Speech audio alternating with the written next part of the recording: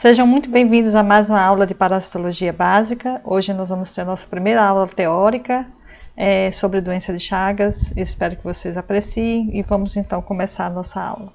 Bom, multiplicação. Eles todos se multiplicam por divisão binária, tá? E observem nas imagens aí que estão acompanhando esse slide que sempre há a divisão primeiro do cinetoplasto, depois acompanha com a divisão do núcleo e também, por fim, a divisão do corpo do protozoário, tá? Isso tanto no formato epimastigota, que é esse que está aqui em cima, como no formato amastigota que vocês estão vendo aqui embaixo. Então, sempre é o cinetoplasto se dividindo primeiro, depois o núcleo se divide juntamente com a divisão do corpo celular. E por fim, nós vamos analisar então o ciclo do Trypanosoma cruzi. O ciclo do Trypanosoma cruzi é um ciclo heteroxeno. Por quê? Porque tanto tem o componente, um vetor, que seria o hospedeiro invertebrado, como tem o homem ou outros vertebrados, que logicamente seriam os hospedeiros vertebrados, tá? Então, vocês estão vendo aqui na imagem que eu tenho um barbeiro na parte superior e o homem, um tatu, né, um edentado. Temos aqui o carnívoro, que é cão e gato, e temos também aqui um primata não humano, né, que seria um macaco. Também todos eles podem ser parasitados pelo Trypanosoma cruzi, tá? Dos vertebrados, répteis não e aves também não são parasitados, mas todos os mamíferos virtualmente são possíveis de serem então infectados pelo Trypanosoma cruzi. Vamos começar então com a infecção do invertebrado, ok? Então vocês estão vendo aqui em cima um vetor, que é um barbeiro, ele suga sangue e existe um reflexo nesse inseto que, à medida que ele suga sangue, enche totalmente o intestino com sangue, ele faz a defecação. Esse reflexo de defecação pode ser então uma adaptação do protozoário, né, ao comportamento do vetor. Por quê? Porque nas fezes desse inseto, que vocês estão vendo aqui em cima, vai uma forma chamada de tripomastigota, tá? Que vocês viram na aula passada. Esse tripomastigota é chamado de metacíclico. Por quê? Porque só ele tem a capacidade de infectar. Ele morfologicamente ele vai ser parecido com outro Trypanosoma do sangue, que é esse daqui. Mas bioquimicamente, somente o tripomastigota metacíclico está adaptado para ser eliminado em fezes de um inseto, né? E então conseguir, através, muito provavelmente, da coceira, o inseto ele provoca uma irritação na pele, tá? E mesmo que durante o sono a pessoa é levada a coçar a região e levando então o tripomastigota metacíclico para a invasão da ferida aberta ainda da picada que o inseto então produziu, tá? As primeiras células que vão então ser infectadas pelo Trypanosoma cruzi são justamente os macrófagos teciduais da pele, tá? Também chamados de células de Langerhans. Então essas células endocitam, né, a forma tripomastigota. Ela imediatamente abandona o formato de tripomastigota e passa a ser um formato arredondado de amastigota e inicia então o processo de divisão celular, tá? A divisão múltipla vai acontecendo de forma que acumula-se um grande número de protozoários amastigotas dentro do macrófago parasitado. Imediatamente na hora do rompimento, né, pode ser um pouquinho antes, alguns estudos relatam que é um pouco antes, né, o gatilho passa para que a forma amastigota passe a ser uma forma tripomastigota. Essa forma, então, ela consegue transitar, né, sair do tecido e transitar para o sangue, fica, então, permeando, né, no meio do sangue até atingir um novo macrófago. Normalmente, as primeiras células parasitadas, os primeiros ciclos de transmissão do protozoário é entre as células fagocíticas mononucleares, que principalmente macrófagos. Depois de alguns ciclos de multiplicação, ela passa a ter um novo tropismo, e aí o protozoário passa então a infectar o músculo. Tanto pode ser o músculo cardíaco, como o músculo liso, tá? E eventualmente até o músculo esquelético também. Então, ao fazer esse ciclo de multiplicação, o protozoário está se disseminando nos tecidos dos hospedeiros vertebrados, tá? Principalmente sempre deixando um tripomastigota sanguíneo, né, circulando, e isso é interessante para o protozoário, por quê? Porque é como ele pode passar para um novo vetor e infectar novamente um novo invertebrado, que lá na frente irá, então, perpetuar o ciclo, transmitindo para um novo vertebrado, tá? Então, vocês estão vendo aqui que o sangue sempre fica com algumas tripomastigotas circulando, mesmo na fase crônica, tá? E aí, um novo vetor, um novo barbeiro, ao sugar uma pessoa infectada ou um animal infectado, ele vai sugar junto com as hemácias, ele vai sugar então as tripomastigotas sanguíneas, que são as formas infectantes para o vetor, tá? Então, no intestino do vetor, imediatamente essas formas tripomastigotas sanguíneas, elas se transformam em epimastigotas a princípio, tá? E logo depois que eles se adaptam, eles começam os ciclos de multiplicação, tá? Então ocorre a intensa multiplicação no intestino médio do vetor, e algumas populações, depois de várias gerações de multiplicação, algumas populações de epimastigotas, elas migram para a ampola retal, que é o último estágio do intestino do vetor, e se diferenciam em tripomastigotas metacíclicas. Essas formas não são capazes de se multiplicar e ficam apenas aguardando, né, o hematofagismo do inseto vetor, para que serem então eliminados nas fezes e, logicamente, o ciclo todo se reinicia, tá?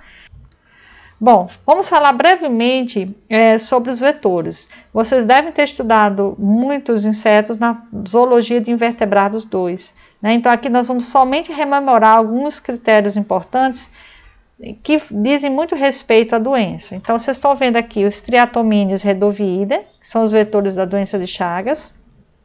Eles são caracterizados por quê? Eles têm esse formato de uma cabeça com antenas, e na probóscide, né, um dos critérios morfológicos muito importantes para a transmissão da doença é que eles possuem uma probóscide, tem a capacidade de picar a pele e de sugar o sangue. Essa probóscide, ela tem 3 segmentos, e normalmente o inseto guarda a probóscide, quando ele não está se alimentando, essa probóscide é escondida abaixo da cabeça, tá? Nós temos um tórax em formato de triângulo, isso é bem característico dos triatomíneos, né? Que a gente chama de pronoto em forma de triângulo.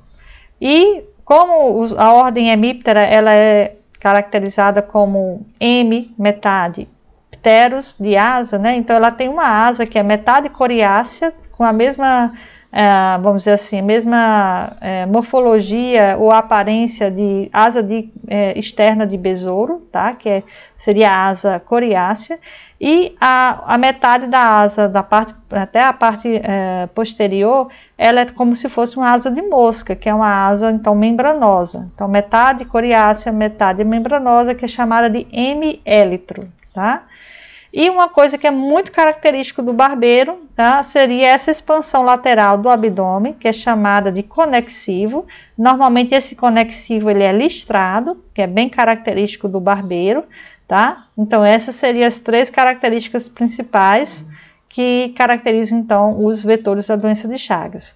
Observe que nessa imagem aqui é da espécie Panstrongylos megistus e é uma fêmea. Como é que eu sei que é uma fêmea? Porque existe essa estrutura triangular aqui na parte posterior, que é o ovopositor. Então, somente as fêmeas põem ovos, então somente as fêmeas terão esse triângulo na parte posterior. E aqui eu tenho, então, o ciclo de vida desses insetos, tá? Começando aqui da direita com os ovos.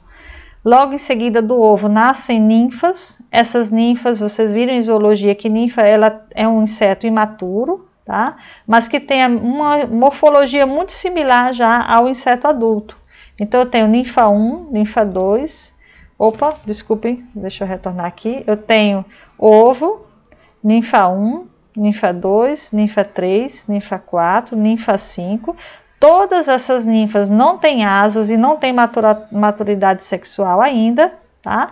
Até chegar no adulto, que adquire tanto as asas como a maturidade sexual, certo? Então aqui eu tenho um adulto, no caso, um adulto macho e também aqui um adulto macho de 2 espécies diferentes aqui. O Rhodinus, do gênero Rhodinus prolixus, espécie Rhodinus prolixus, e do Triatoma dimidiata aqui em cima, tá? Aqui vocês estão vendo que cada inseto tem características morfológicas típicas da espécie, tá?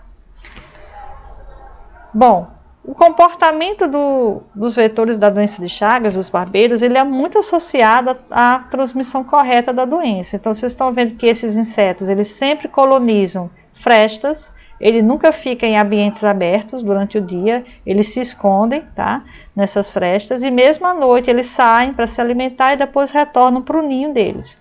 O ninho sempre é, então, ou frestas ou algum ambiente, né, como telha, madeira acumulada, que mais, matéria orgânica acumulada, principalmente vegetal. Então ele pode se esconder nesse material, e à noite então ele vai realizar o hematofagismo, que seria a alimentação deles. Todos eles são exclusivamente sanguíneos, tá? Só que eles podem se alimentar de sangue uma vez e essa alimentação perdurar por bastante tempo. Então, há relatos na literatura de até 1 ano de sobrevivência do barbeiro depois de um único episódio de hematofagismo. Então, eles são bastante resistentes em relação a sugar sangue. No entanto, como nos ninhos você tem um grande número de animais, então é muito comum você ter animais que estão sugando a cada dia, tá? Ou pelo menos a cada semana, certo? Dependendo do tamanho do ninho. Então, tanto os jovens como os adultos sugam sangue, como também tanto machos como fêmeas sugam sangue, de forma que todos eles, então, têm capacidade de transmitir a doença de Chagas aos vertebrados e ao homem, tá? Então, os hábitos são noturnos, eles sempre se alimentam de sangue, tanto jovens como adultos. Na natureza, na verdade, a colonização do inseto nas casas humanas, ela não era uma coisa comum, tá? Normalmente esses insetos, eles são silvestres, eles têm alimentação na natureza, tá? Somente quando o ambiente ele é degradado ou ameaçado, ele tem a fonte alimentar dele prejudicada na natureza, ele passa então a migrar e a colonizar outros locais, no caso a habitação humana é um deles, né? E passam também a se adaptar a consumir somente o sangue humano, tá? Para aqueles que colonizam então as casas dos humanos. Então eu tenho, no ambiente silvestre, eles geralmente estão associados a um ecótopo e a algum animal fonte, tá? Mas se esse equilíbrio dinâmico for prejudicado, ele pode então colonizar a casa humana. Eles têm asas, eles migram bastante, né, se forem necessários. Então essa figura aqui mostra bem um ninho de barbeiros, onde vocês podem observar os ovos aqui embaixo, as formas jovens, tá? Até chegar nos adultos, que são esses insetos então totalmente desenvolvidos. Todos eles, lembrando, são possíveis transmissores da doença de Chagas. Por quê? Porque todos eles já estão fazendo, tirando o ovo, logicamente, né?